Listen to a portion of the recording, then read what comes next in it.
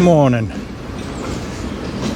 And if you ask anybody in Newcastle what the Bigg market is, they'll probably all say the same thing.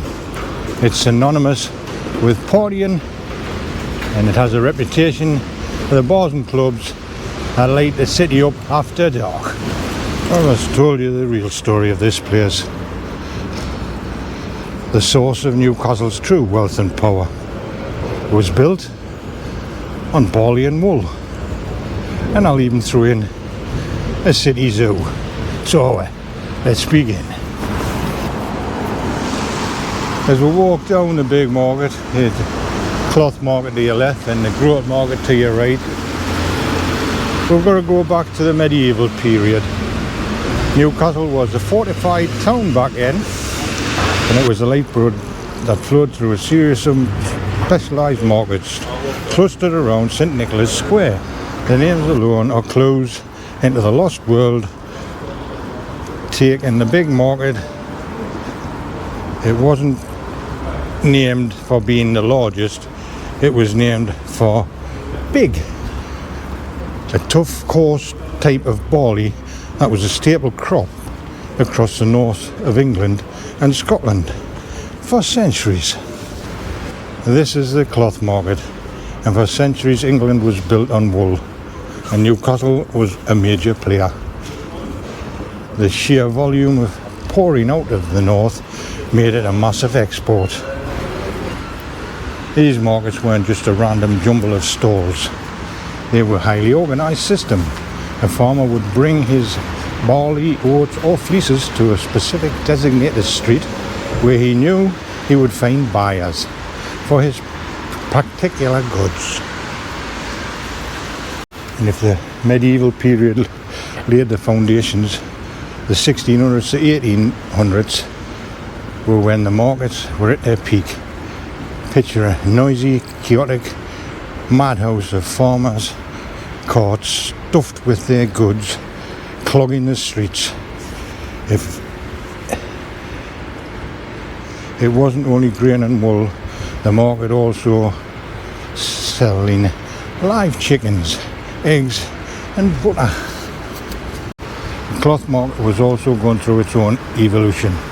While the name points towards medieval wool trading post, but by the 17th century the street had become dominated by butcher stalls and became known as the flesh market and also the fish market, with traders found the nearby Lord Burn, which is now culverted and runs down under Grey Street, handy for throwing in animal and human waste. In 1808 the street began to shed its bloody reputation and revert to its original name. And we'll walk around into the Groat market, and it's named after the groats, which are just hulled oats, another essential food item.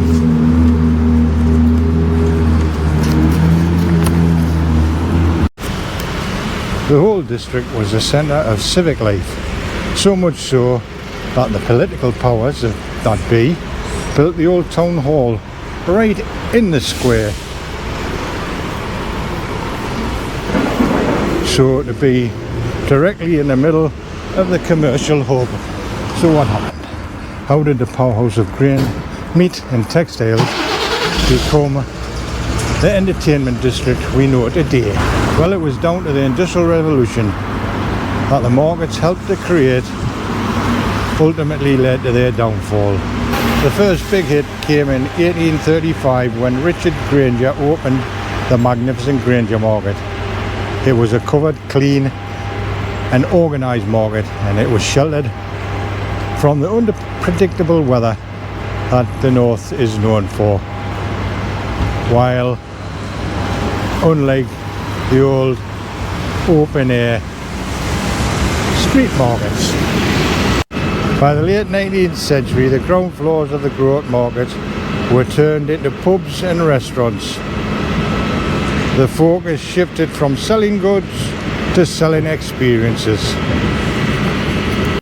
And back in the late 1800s this once gentlemen's toilets, now it's a cocktail bar, was actually where the premises of a old basket weaver and seller. And just behind it was where the old town hall was. It's been demolished and this has took its place. It's called Cathedral Square. And in 1965 it housed a full-scale indoor zoo. Yes, you heard us right. The Winter Zoo, as it was called, was an innovative solution to a problem faced by Flamingo Park, or Flamingo Land as it is now known, in North Yorkshire. During the winter months, many of the animals at the park, including the likes of lions, tigers, monkeys, llamas and exotic birds, snakes and even a dolphin, showed signs of listlessness due to the lack of visitors. To address this, an idea of a temporary zoo in Newcastle Town Hall was conceived. Among the diversity array of animals, there was the much like Geordie the giraffe and Fred the Indian elephant. And they were the main attractions. If you're enjoying this video, don't forget to like and subscribe and hit that notification bell to see future videos.